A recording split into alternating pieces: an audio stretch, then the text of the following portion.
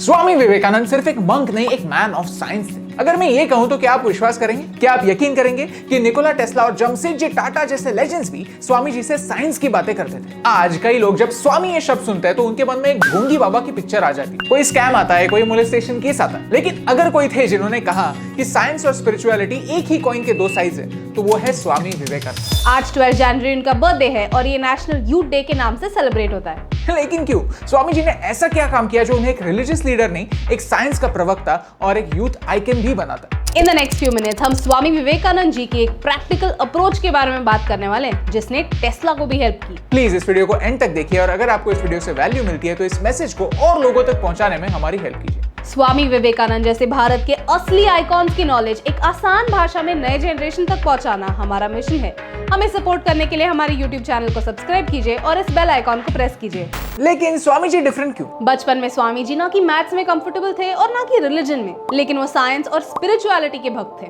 जब वो अपने गुरु श्री रामकृष्ण जी से मिले तब उन्होंने भारत के वैदिक सीक्रेट्स के बारे में जाना। उन्हें ये रियलाइज हुआ कि वेदों में कई ऐसे राज हैं जो दुनिया तक पहुंचने की जरूरत है। बात है 19वीं सेंचुरी के आखिरी 10 सालों की, जब भारत की आइडेंटिटी पूरी दुनिया में सिर्फ एक ब्रिटिश कॉलोनी की हो गई थी। भारत एक नॉलेज की गोल्ड माइन नहीं, एक गुलामों की फैक्ट्री है, ऐसा लोग समझते थे। लेकिन स्वामी जी ने इसे बदलना चाहा और 1893 में शिकागो में होने वाला पार्लियामेंट ऑफ रिलीजन्स इस काम के लिए बेस्ट प्लेटफॉर्म था। जब आप एक स्ट्रॉन्ग सेंस ऑफ नेशनलिज्म को अनलिमिटेड ज्ञान ऑफ स्पिरिचुअलिटी में मिलाते हैं तो एक डेडली कॉम्बिनेशन बनता है, और वो है स्वामी विवेकानंद। जहां सारे लोग अपना खुद का रिलीजन कैसे बेहतर है ये प्रूव करने में लगे थे, स्वामी जी ने एक दूसरा अप्रोच अपनाया। उन्होंने कहा, जैसे अलग अलग नदियां अलग अलग राहें लेती हैं लेकिन अंत में सागर में जा मिलती है, वैसे ही हम हैं। और हमारे रास्ते जरूर अलग होंगे लेकिन हमारा लक्ष्य एक है। जहां डार्विन की थ्योरी ऑफ एवोल्यूशन सच है या नहीं, इस पर दुनिया में डिबेट हो रही थी। रेसिज्म और स्लेवरी पीक पर थी। वहां एक ग्लोबल प्लेटफॉर्म पर यह कहना कि हम सबका सोर्स और डेस्टिनेशन एक ही है, एक रेवोल्यूशन से कम नहीं था। इन्हीं रेवोल्यूशनरी थॉट्स की वजह से Swami Vivekananda became one of the most rational thinkers the world has ever seen. और मजे की बात तो यह है कि दूसरे फील्ड के कई ऐसे ही रेवोल्यूशनरीज उनके दोस्त बने, जैसे कि टेस्ला। अक्सर हमें सिखाया जाता है कि इलेक्ट्रिसिटी का इन्वेंशन एडिसन ने किया, लेकिन सच तो यह है कि एडिसन एक एक्सीलेंट बिजनेसमैन थे। वो पेटेंट्स अक्वायर करने में और उन्हें मार्केट करने में एक जीनियस थे, लेकिन एक सुपीरियर इन्वेंटर तो टेस्ला थे। उनकी टेक्नोलॉजी एडिसन की टेक्नोलॉजी से कई स्टेप्स आगे थी। निकोला टेस्ला की डिस्कवरीज आज हम जो भी गैजेट्स यूज करते हैं उनमें से 80% गैजेट्स में यूज होती हैं। निकोला टेस्ला म्यूजियम के आर्काइव्स में लिखा गया है कि निकोला टेस्ला का कई सारा रिसर्च वैदिक कॉन्सेप्ट्स पर बेस्ड था। उनके बुक मैन्स ग्रेटेस्ट अचीवमेंट में आकाश और प्राण जैसे संस्कृत शब्द।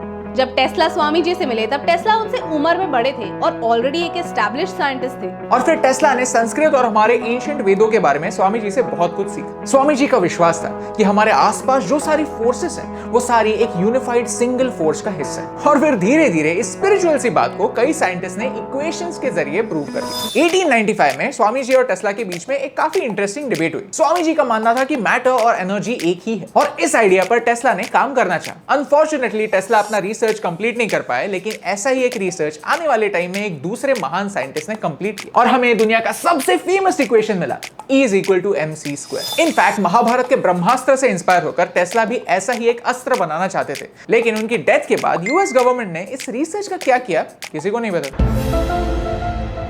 और सिर्फ टेस्ला ही नहीं। Did you know, जब जमशेदजी टाटा भारत में स्टील इंडस्ट्री लाकर क्रांति शुरू कर रहे थे तब स्वामी जी उनसे मिले। स्वामी जी ने कहा था कि जब भारत एक साइंटिफिक मेंटालिटी और साइंस एजुकेशन अपनाएगा तभी आगे बढ़ पाएगा। इतना ही नहीं, father of American psychology William James, German scientist Hermann von Helmholtz और 5G टेक्नोलॉजी के फादर माने जाने वाले भारत के साइंटिस्ट जेसी बोस ने भी विवेकानंद जी को अपना गाइड माना। और ये सब इसीलिए पॉसिबल हुआ क्योंकि स्वामी जी सच की खोज में विश्वास रखते थे, फिर जरिया कोई भी हो। Science is a search for truth in the external world and spirituality is a search for truth in the internal world. इसीलिए जहां उन्होंने मॉडर्न वर्ल्ड को हमारे वेदों के बारे में सिखाया, वैसे ही भारत के गांवों में अपने शिष्यों के जरिए हाथ में एक राउंड ग्लोब और लैंटर्न लेकर मॉडर्न साइंस के बारे में भी सिखाया। और इसी बैलेंस की वजह से स्वामी जी आज भी एक यूथ आइकन, क्योंकि वो जानते थे कि कल की दुनिया सिर्फ मॉडर्न साइंस या एंशिएंट विजडम दोनों में से एक के फाउंडेशन पे खड़ी नहीं हो सकती। साइंस और स्पिरिचुअलिटी दोनों एक दूसरे को कॉन्ट्राडिक्ट करने के लिए नहीं, एक दूसरे को कॉम्प्लीमेंट करने के लिए।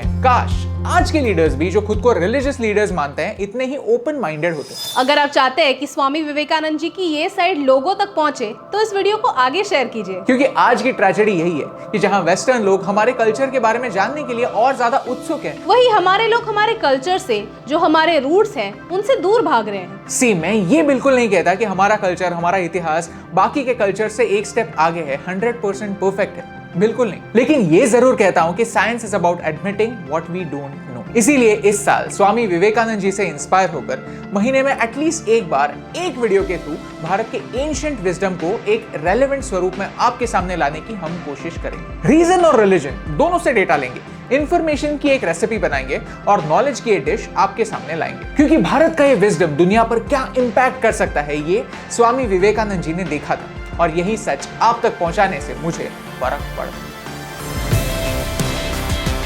हे एस्टीम, हम हमेशा सोचते थे कि मीडिया भारत के बारे में इतनी नेगेटिव क्यों, तो हमने एक पॉजिटिव सोल्यूशन बेस्ड अप्रोच अपनाया। अगर आपको ये वीडियो अच्छा लगा तो लाइक बटन प्रेस कीजिए। अगर आप यहाँ पर नए हैं तो यहाँ पर क्लिक करके सब्सक्राइब कीजिए और नए वीडियोस के अपडेट्स मिलने के लिए बेल आइकन को प्रेस कीजिए। और ऐसे ही और पॉजिटिव वीडियोस देखने के लिए यहाँ पर क्लिक कीजिए, क्योंकि आपके सपोर्ट से मुझे फर्क पड़ता है।